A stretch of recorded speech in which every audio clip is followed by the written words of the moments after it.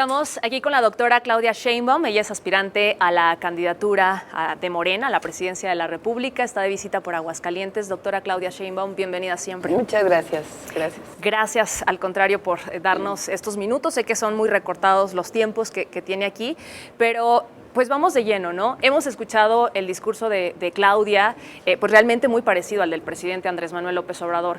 Y yo creo que sería importante decirle a la ciudadanía si lo que vamos a escuchar es este mismo discurso del presidente o el que escuchamos todos los días en las mañanas, o vamos a escuchar a una Claudia distinta. ¿Quién es Claudia? Sí, a ver, bueno, Claudia es madre, hija, abuela. Yo estudié física, soy doctora en ingeniería en energía, fui científica, investigadora por mucho tiempo y también luchadora social, y eso me llevó pues al servicio público. Hoy estamos viviendo un momento especial donde coincidimos en un proyecto con el presidente Andrés Manuel López Obrador y estamos en este periodo en la defensa, consolidación de este proyecto de la Cuarta Transformación. Y evidentemente pues cada uno tenemos nuestro sello propio. ¿Cuál sería el sello de Claudia Sheinbaum, a diferencia del presidente? A ver, primero, soy mujer. Segundo, a ver, primero, mi interés no es, o sea, porque dicen, es que es una copia del presidente, ¿no? Y en parte yo creo que tiene que ver porque si hubiera un hombre que repitiera el discurso, no dirían lo mismo, ¿no? Es una idea bastante machista desde mi punto de vista, donde creen que hay un hombre que está atrás de mí diciéndome lo que tengo que decir. No, escuchamos a Adán Augusto cierto, y ¿no? Habla igual también. Entonces, ¿qué nos caracteriza? Pues yo me dediqué durante años, yo soy ambientalista, durante años me dediqué al estudio de la energía y el cambio climático, a la planeación energética. Yo soy una convencida de que hay que acelerar la transición energética en nuestro país. Soy una convencida de que hay que fortalecer los derechos de las mujeres. Soy una convencida de que hay que fortalecer la educación pública, la ciencia y el desarrollo científico, tecnológico y humanístico de nuestro país. Pero al mismo tiempo soy una convencida de que se tienen que fortalecer los grandes derechos del pueblo de México, que no puede haber regresiones al pasado en el sentido de volver a quitarle recursos a la educación pública, a la salud, y volver al terreno de un modelo económico pues, que mostró su derrota. Y la pregunta es, o sea, no como mujer, sino como política, porque también lo hemos preguntado con los hombres, las corcholatas de Morena, lo mismo. O sea, si eventualmente sigue avanzando en esta carrera política y eventualmente llega a ser la candidata o hasta la presidencia de la República, ¿en qué momento podría desmarcarse de lo que se ha hecho o lo que se ha venido haciendo con el presidente? Yo no me quiero desmarcar. O sea, ¿todo se ha hecho bien? No, hay cosas que faltan. Pero un asunto así de que ahora resulta que yo voy a deslindarme. A ver, critican mucho al presidente por el sistema de salud, pero nadie dice que en 2 años y medio de pandemia nadie se quedó sin una cama de hospital. Nadie dice del bloque conservador que todos los mexicanos fuimos vacunados gratuitamente de una manera excelente. Nadie dice del bloque conservador que teníamos un sistema de salud ya muy deteriorado y que después de 2 años y medio de pandemia, pues es muy difícil levantar un sistema de salud. Entonces, ¿qué es lo que yo digo? Pues tenemos que fortalecer el sistema de salud. ¿Qué voy a hacer? Pues fortalecer el IMSS Bienestar, que es el sistema de salud que se está creando ahorita para garantizar la salud de las mexicanas y mexicanos.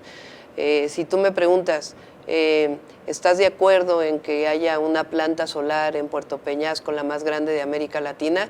Yo te diría, estoy feliz de que eso ocurra. Es más, yo quiero que haya otras 5 más en nuestro país, porque nadie habla de Puerto Peñasco y de que es de las 6 plantas más grandes solares de todo el mundo y que se está caminando hacia la transición energética. Si tú me preguntas, ¿estás de acuerdo que se haya nacionalizado el litio? Te digo sí, porque yo no quiero que el litio, que es uno de los minerales estratégicos del futuro, vengan empresas extranjeras a extraerlo y a llevárselo fuera de México.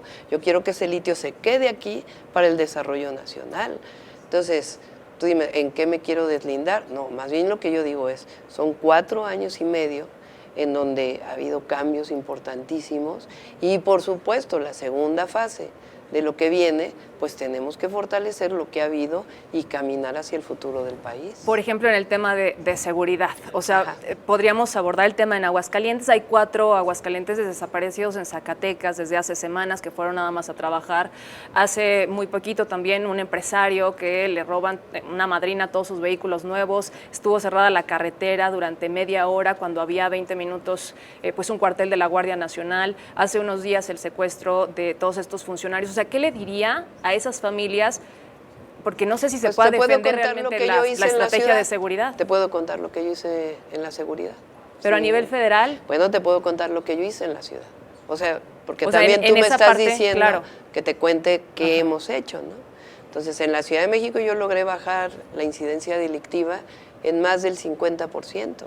Logramos disminuir los homicidios en 55%, el robo de vehículo en más del 60%, la extorsión la logramos disminuir, todos los delitos de alto impacto logramos disminuirlos, incluido feminicidios.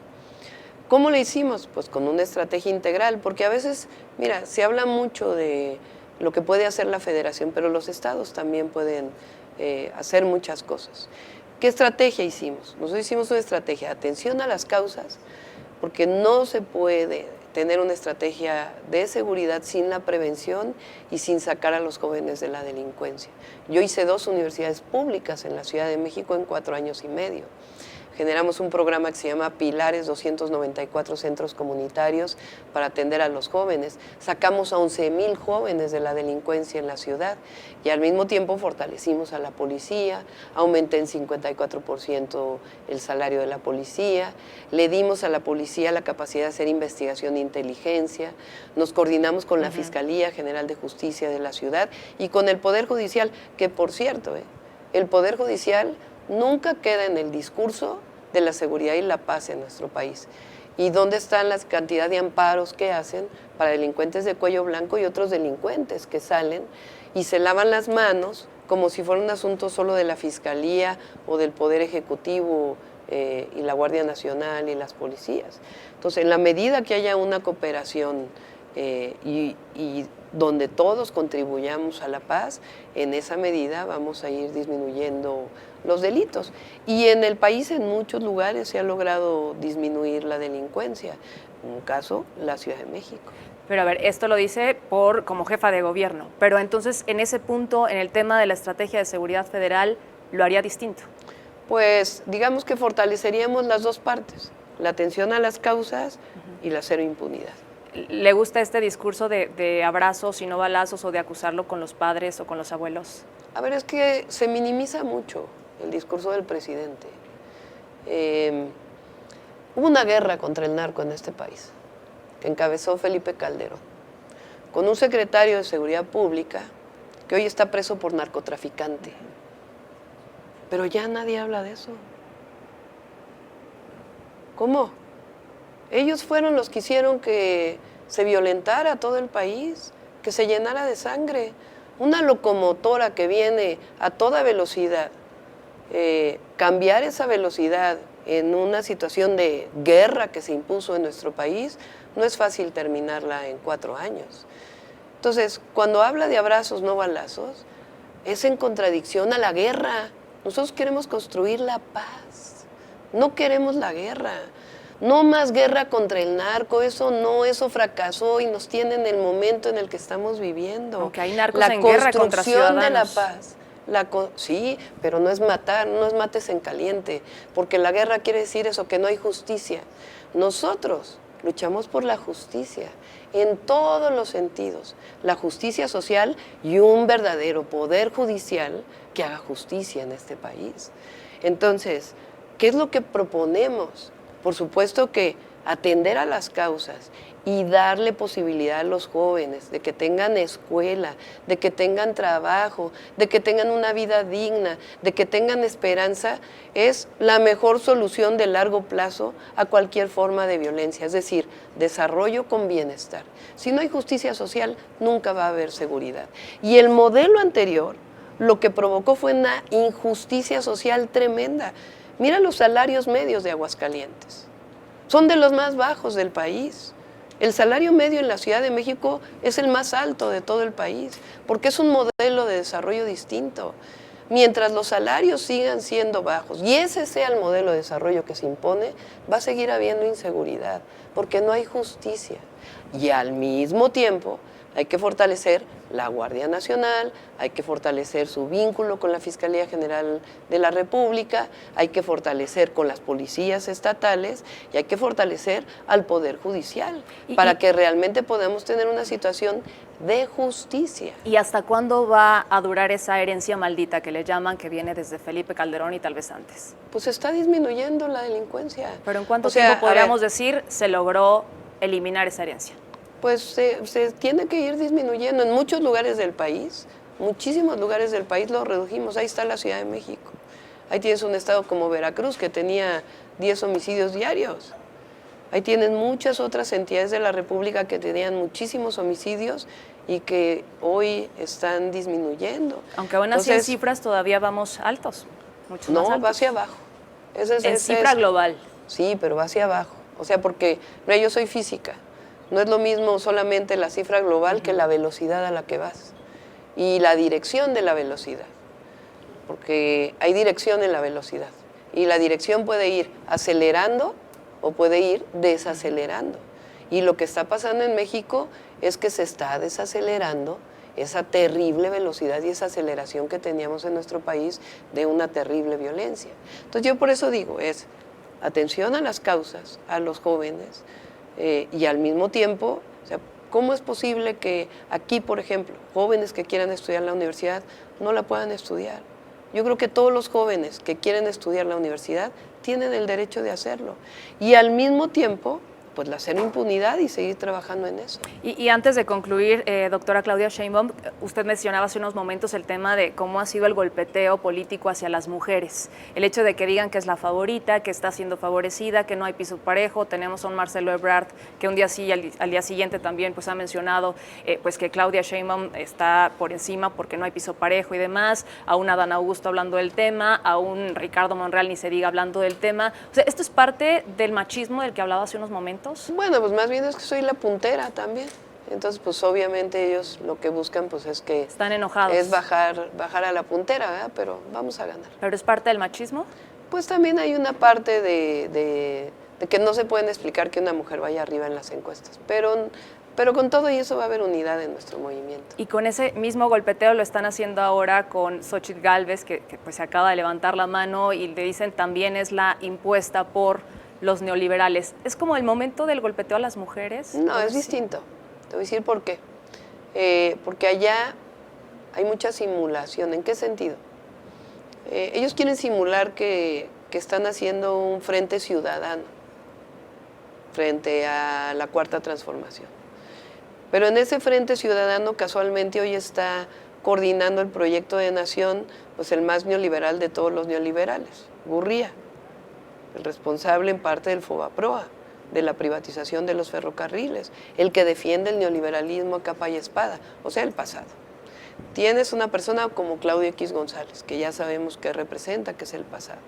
Tienes un Alito Moreno, que ya sabemos que representa. Tienes a la dirigencia del PAN y la dirigencia en el Congreso del PAN, que en la Ciudad de México representa el cártel inmobiliario. Y tienes pues mucha gente que rodea a ese grupo, que son Felipe Calderón, Madrazo, es decir, el pasado. O sea, Xóchitl no tiene méritos. No, sí tiene méritos, pero el tema es qué representa, qué proyecto representa. Y ese proyecto de allá, de ese bloque, representa el pasado, porque es lo que ellos defienden. Y aquí lo que representamos pues es un futuro esperanzador, porque lo que no queremos, y no solo yo, el pueblo de México no lo quiere y lo dicen las encuestas, el pueblo de México no quiere regresar al pasado neoliberal de la corrupción y los privilegios. Eso ya no. ¿No representa para Claudia Sheinbaum, Xóchitl Gálvez, la mejor competidora de la oposición? No, a ver, independientemente de quién esté del otro lado, representan un proyecto de nación. ese proyecto de nación, aunque lo quieran barnizar, porque ahora hablan bien de los programas sociales y de lo bien que lo ha hecho el presidente Andrés Manuel López Obrador, porque eso lo están diciendo, porque fíjate, México es muy liberal, tan es así que ahora ya del otro lado, que son bastante de derecha, ya se pintan de izquierda, ¿no? Se están pintando, porque como saben que tiene mucha mayoría y reconocimiento la 4T, pues allá ahora se quieren acercar para acá a este discurso. Pero hay que desnudar qué es lo que hay del otro lado. Y del otro lado, más allá de quién esté en ese lugar, pues lo que representan es un proyecto. Y es un proyecto que representa un pasado al que el pueblo de México ya no quiere ir. Y finalmente, Claudia, ¿podríamos verla en algún momento, de no ser la candidata de Morena, levantándole la mano a Marcelo Ebrard, a Dan Augusto? Siempre. Nunca vamos a ser factor de desunión. Muchas gracias, doctora Claudia Sheinbaum. Gracias. Gracias y muy buenas tardes.